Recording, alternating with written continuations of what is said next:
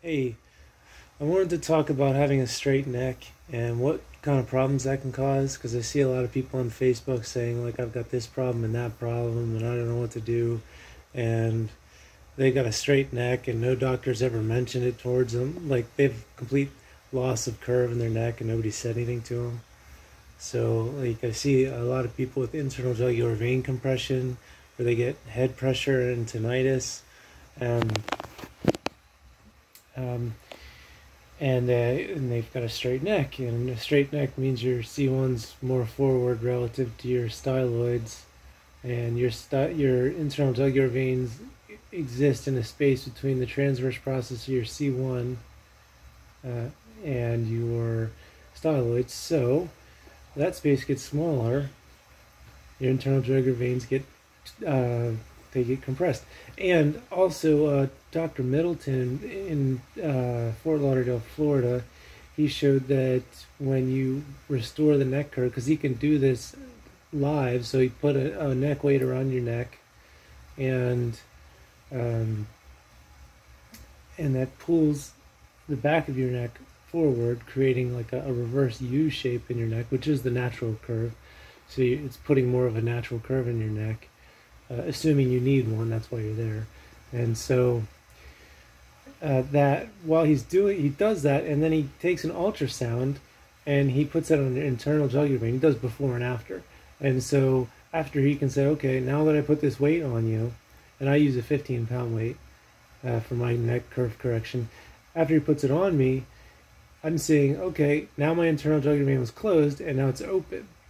So having my curve the way it should be, and he'll take an x-ray with it, like with the weight on, and so I can see, like, this is what my x-ray is, and it looks like a normal shaped neck. Obviously it doesn't stay that way as soon as I take the neck off, because that was the first time I ever started using it, but the idea is you keep using the neck weight and eventually your neck holds that shape. And so that pulled my C1 back off of my internal jugular veins. So that's a definite truth. I'm trying to imagine it in my head, like, because I'm thinking, like, hey, the C1 and the skull are like pretty much detached. So if the neck curve is straight and the C1 moves forward, why doesn't the skull move forward? I don't know. Maybe it's stretching the ligaments, but I just know that that is what happened, and that is what a lot of people have found in Dr. Middleton's office, and that is what a lot of people have found at Caring Medical, and a lot of people at Katz Chiropractic up in Colorado have also found that curve correction has helped with that. So that's something that can definitely be caused by having a straight. Mine's not even, mine was like halfway straight. Some people have like perfectly straight necks, which is really screwed up. And even like a reverse curve, which is even more messed up. And so that's the thing. Like, you can get terrible tinnitus. You just hear like the wub wub wub wub, like, and the hissing and the whooshing, because there's like a, basically you've got like the Grand Rapids in your ear because your veins trying to force this small amount of fluid through a small opening, and it's very turbulent. And then you can develop what do you call it? The extra veins, the bypass a blockage. Can't remember the terminology. But I got those on my right side because my right side was completely blocked, my internal jugular vein, and so I have like 3 veins coming off that go back down and then reconnect and drain down the internal jugular vein. And I can even, like, if I push here, I can hear the blood being pushed back because, like, there's veins like right there, like, that aren't normally here in a person, but they're here in me now. And but I mean, since I've done curve correction, the tinnitus has been greatly reduced, which is a miracle. I can still hear it. I still have like issues with my neck pushing against like my brainstem, and my neck perhaps touching nerves and squeezing against other things and causing muscle tightness, and like and then that can affect it. Like, if I go for a long walk, the remaining tinnitus I have can quiet down significantly.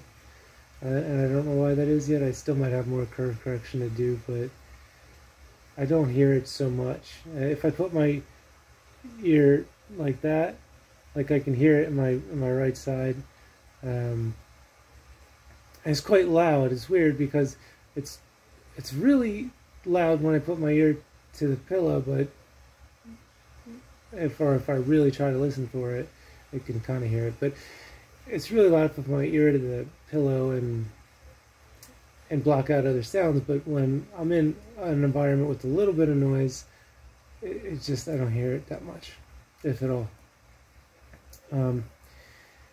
And the turbulent kind of vein noise can come back if I don't watch what I do with my neck. I feel like, especially if I put my head in a forward posture position, that'll pull the C1 more forward again, then it'll come back and I'll hear like wub, wub, wub, wub, wub, like that kind of stuff. It's still goddamn annoying to have, but and, you know, if you have tinnitus, any improvement is awesome. Like, it's nice to be in it, because sometimes, like, if I go in a dead quiet environment, like if I go in the bathroom and shut the door, go in a car and shut the door, I can hear it quite loud. So that is very frustrating, since some of my favorite places in the world used to be libraries. Anyhow, so another thing you can have is internal. You can have the what do you call it? The vagus nerve. So that runs up the front of your neck and then up through the back of your. I think it's over the top of the C1. I forget, but it goes in a curve over your neck. So it's like that. And imagine like your head's here and you're facing that way. It curves like that and goes up into your brain. It goes like crosses like your spine, which is like here, crosses that, and then goes up into your brain. And so what happens is your neck gets straight, this goes like that. And like just as I feel my fingers stretching now, that's what happens to the vagus nerve. So it's like you get stretching of the vagus nerve, which causes deterioration over time, which causes, for whatever reason, I don't know the mechanics of it, anxiety. And there's a lot of people I see, they're like, I don't know what's causing my anxiety.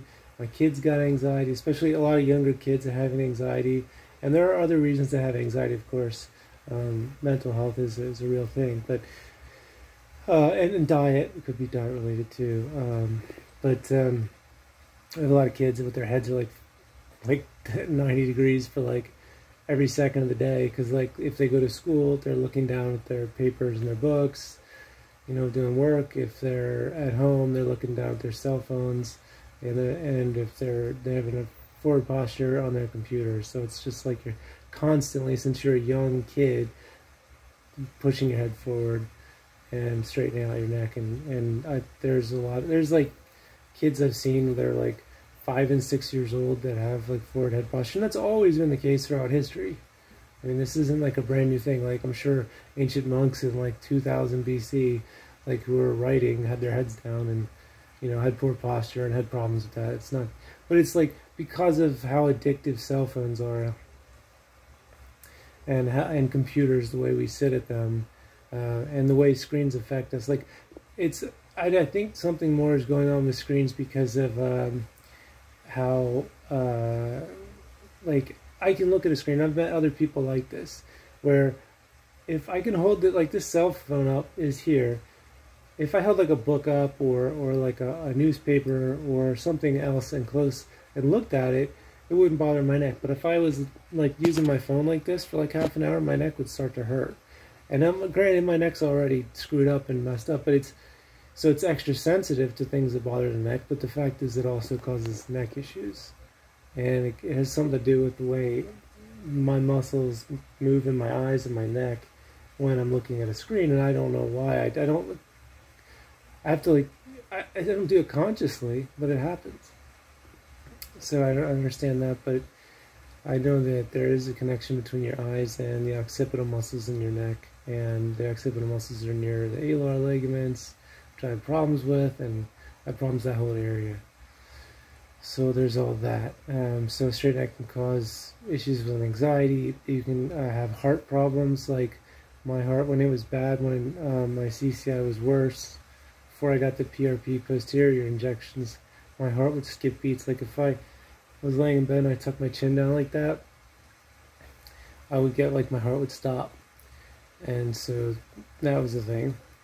People have told me it's POTS, but I don't know. I mean, tachycardia is when your heart beats faster. My heart doesn't beat faster, just stops beating, gets interrupted, so it's like arrhythmia or something like that.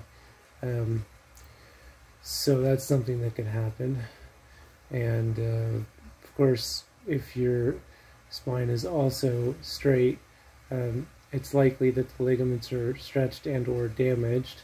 So you're probably gonna, like if I saw anyone and they're like, man, I'm having some problems, I don't know what's going on, and I see an x-ray of their neck and it's straight, or they have a significant loss of curve, I'm going to say you need to go get a digital motion x-ray because you probably have connective tissue damage throughout your neck.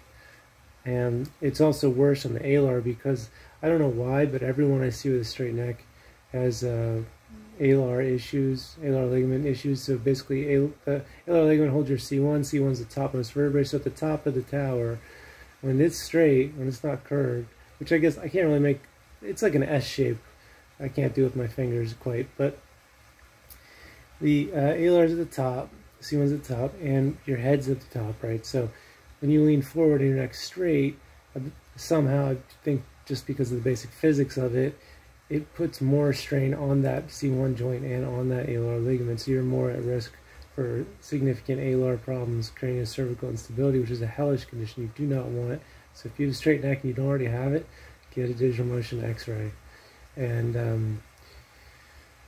and then you also probably have ligament damage lower down too. I've never seen anybody has a perfectly straight neck, they get a DMX and they're just like, no ligament damage. They're just like, yeah, you have ligament damage all over the place. And I think the only way your neck can get like that is if the normal space is that the normal lengths of the ligaments have to get stretched out, and there might be some tearing in the tissue when that stretches out as well, and that's not good. So now you've got in this position where your neck's like this, and then when you bend, these ligaments are longer than they would otherwise be, so they allow movement that shouldn't happen. So now you've got issues where you tilt your head a certain way, and two vertebrae in your neck that would normally never touch are now touching, and now they're squashing a nerve or something like that, and you've got pain down one side. I've seen that too. So there's videos of this online. I'm not pulling this out of my ass. I've seen a lot of people on Facebook tell me, like, I have a straight neck and I have these symptoms, and for the last 2 years, 2.5 years, I've been seeing the same thing over and over and over and over again. But every time people see a doctor, doctors aren't aware of this. Like, they'll see a chiropractor, and the chiropractor, you got a straight neck, that's not good. Anyway, you know, we're going to adjust this other part of you and not really address that issue. And it's horrible. Like, it's the most important joint in your body. Set of joints, the most important joint I think is the C1, C2, or C1, C0, like to your skull. That's probably C1, C0. And then the rest of the joints in your neck, they're the most important joints in your entire body. For a chiropractor to not address them is horribly inept. And that doesn't mean they don't mean well. You know, they just don't know any better, I guess.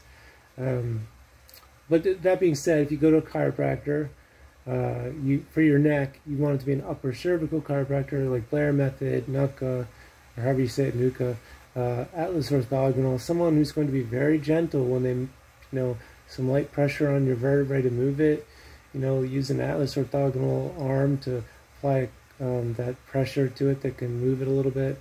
But you don't want anybody grabbing your head and twisting it.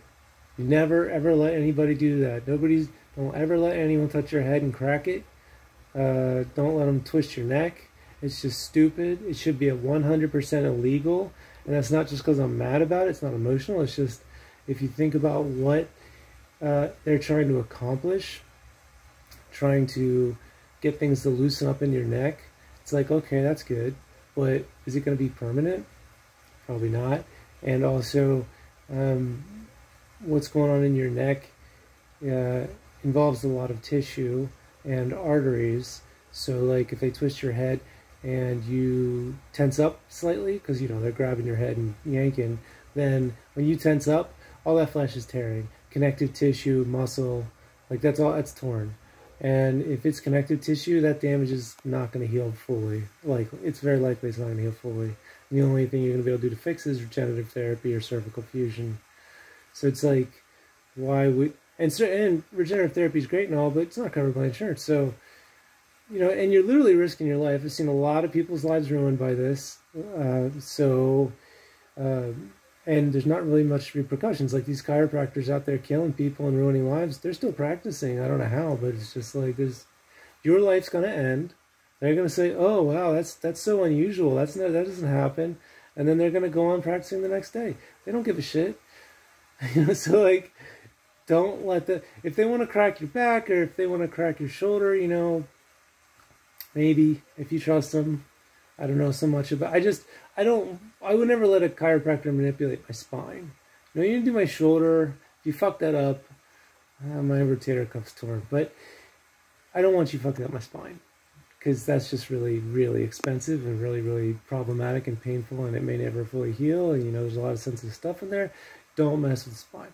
But there are some chiropractors out there that really help people with spinal stuff. It's just once you get to the neck, it's just when you get the head cracking stuff, it's just too fragile.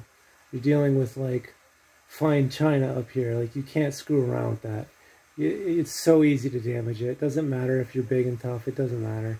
Like you could tear an artery and just stroke out, die. Or is that a stroke when it's torn? I don't know. But you die. If you tear the arteries that goes through your C1 and into your brain, those are the ones that make you pass out if someone chokes you. So yeah, so that's not good.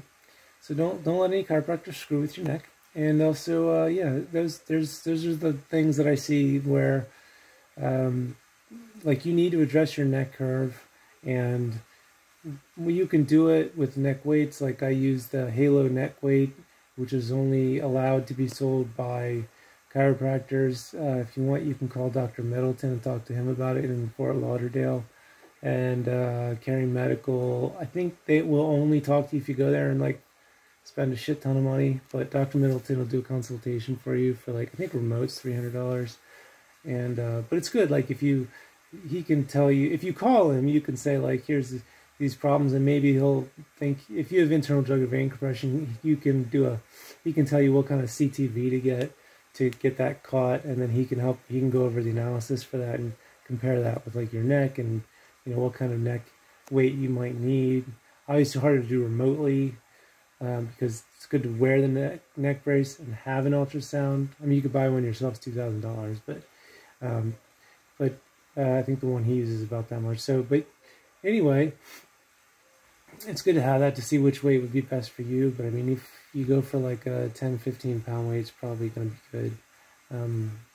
But what you could do is, if you got a weight, you can find anyone with an ultrasound, like a vascular surgeon or someone, and call them and say, hey, I need you to check my internal jugular veins before and after me wearing this curve weight to see like how it's doing.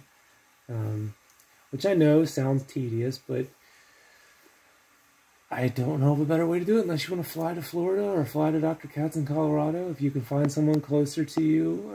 I rarely see chiropractors with ultrasounds because it's just an odd mix of professions. But if you have internal jugular vein compression, you have straight neck, you have tinnitus and head pressure, that's how you got to deal with it.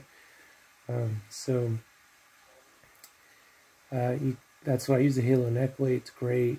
I was laying on stuff. Whenever I would lay on stuff to fix my neck curve, my neck always hurt. But the neck weight feels more like just an exercise. Like you just stand up straight, not like super out of tension or anything. Just regular straight, stand up tall, and good posture while wearing it. And then it pulls on the back of your neck, and you're using muscles to maintain your posture. And you start off slow, like a few minutes a day, see how you feel. If you're like, okay, I'm fine the next day, or like I'm not having major issues, and maybe take that day off the next day, do it like 3 or 4 minutes, and then work your way. I work my way up slowly like that for like till half an hour every other day, and it's helped me a lot. I have had renewed issues with CCI, but that was because I was helping my grandmother and I hurt my neck again, and my neck had been feeling stronger than ever before that, and I could do more without hurting my neck before that, so I think it's a totally isolated incident.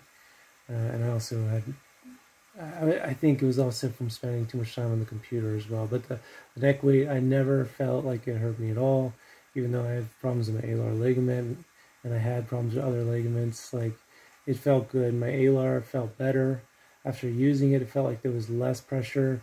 When I would lean forward, it felt like everything felt easier to do regarding my neck. And I've seen people who have had curve correction, where all they did was curve correction, and they get like not even like PRP or stem cell injections in their neck for their ligaments, and they have severe reduction in symptoms. Like, so the person that had anxiety on Carry Medical site, like their YouTube video, they had a significant reduction in anxiety when they took the pressure off the vagus nerve, restoring the neck curve. And they didn't do anything else, they just restored the neck curve.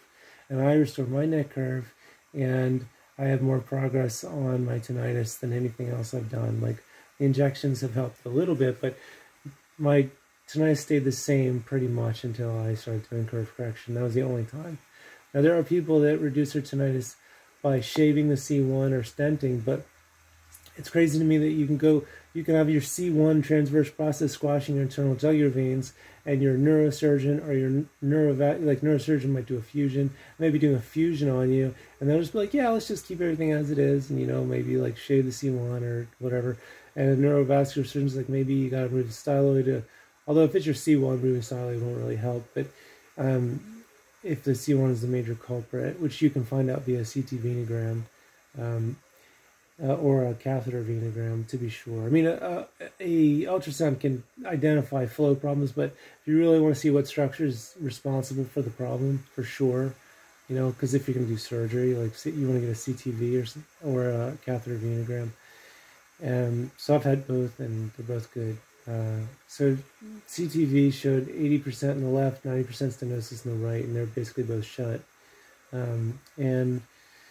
Like a neurovascular surgeon might want to go in there and like also do a shave. Some around the country, like Dr. Larry Lowe in New York, might do a C1 shave on you and open up the internal jugular veins, but like he will not address the neck curve issue. No neurosurgeon will say, hey, your neck curve isn't good. You know, you should address that. You know, like, I mean, maybe some do. I've never heard of any doing that. Not even some of the best in the world. And usually if a neurosurgeon is looking at you, you're so screwed up that, like, you need a fusion to hold things in place, so your ligaments aren't up to the task. So I don't know how well curve correction, like if you're a very severe case and you're bedridden and you're like throwing up and you have all these terrible symptoms, massive headaches and nerve problems and hot flashes. Oh, hot flashes. It's another thing. You can get hot flashes from your neck curve because your C1 squashes your brainstem, and you can get hot and cold flash, and you can also get pains. So like you can get like stinging pains, like bees like stinging you around your body. That's another thing you can get. And so the neurosurgeons won't address that either. And yeah, so I'm sorry, that's a lot of information all over the place, but it's hard to remember all this stuff off the top of my head, and I still don't feel very well. And yeah, so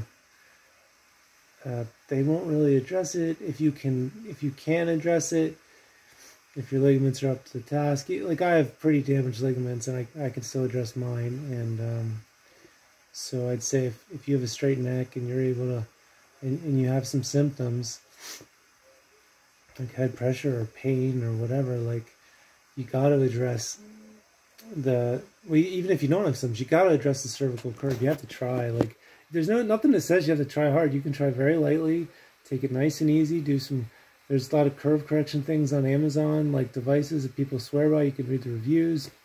You can try them out and just be very gentle and just use them very lightly, just for a short period, and then, you know, see how your body reacts the next day. Like, is your neck killing you, or are you okay? You know, because then if it's killing you, maybe you're too far gone for curve correction, and then that's not an option. But if you're like, okay, I mean, I feel fine, so now I'll do 5 minutes. Okay, I still feel fine.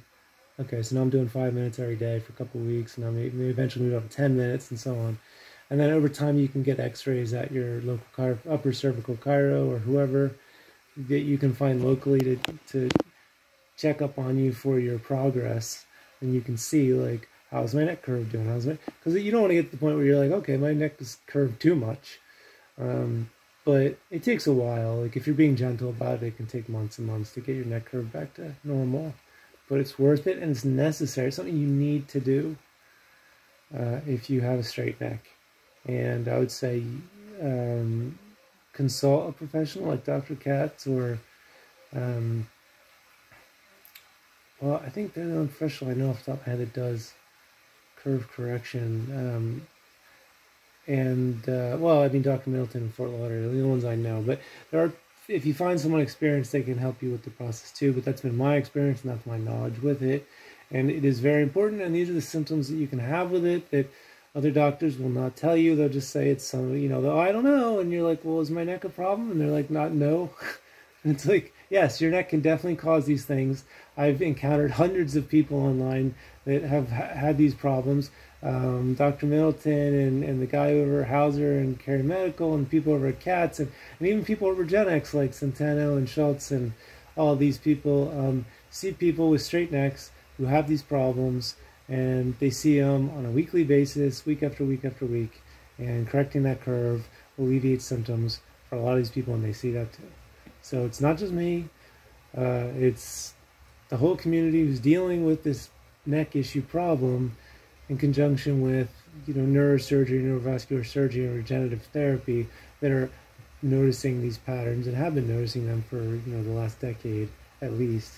And so but like nobody knows about it. Like, and I just constantly see people every day that are like, I'm having these problems, and then they have a straight neck. I'll see somebody in a vitamin B deficiency group on Facebook, and I'll ask them what's going on with their neck, and they're like, it's perfectly straight. And I'm just like, well, yeah, I mean, that could be causing your anxieties. I can't say for sure, but having a straight neck's a very serious issue because you're so much more susceptible to damage, even if you're okay from it.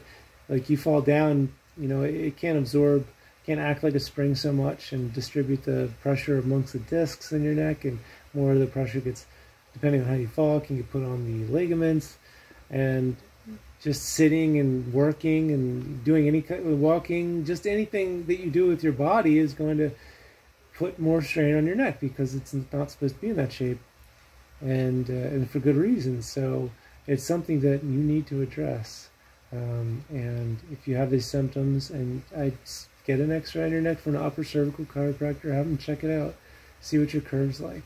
I mean, if you do try to correct your curve for a few months and your curve improves, you can see that on an X-ray, and it doesn't help you, well, I mean, it's a very non-invasive. I mean, it's non-invasive, and then the other things that people are doing are, like I was saying, like surgeries, like major surgeries on your internal jugular veins, or having someone like talking with neurologists about your anxiety and trying to figure it out that way.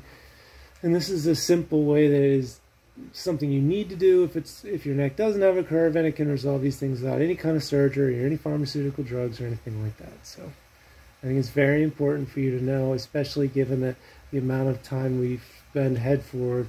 There are a lot more kids that are going to have curve problems growing up, and there are a lot more kids that are going to need to know this information so that they can stay up on curve correction. I mean, I think curve correction is so important. It should be up there with like your yearly checkup. You get your yearly side X-ray and check your curve.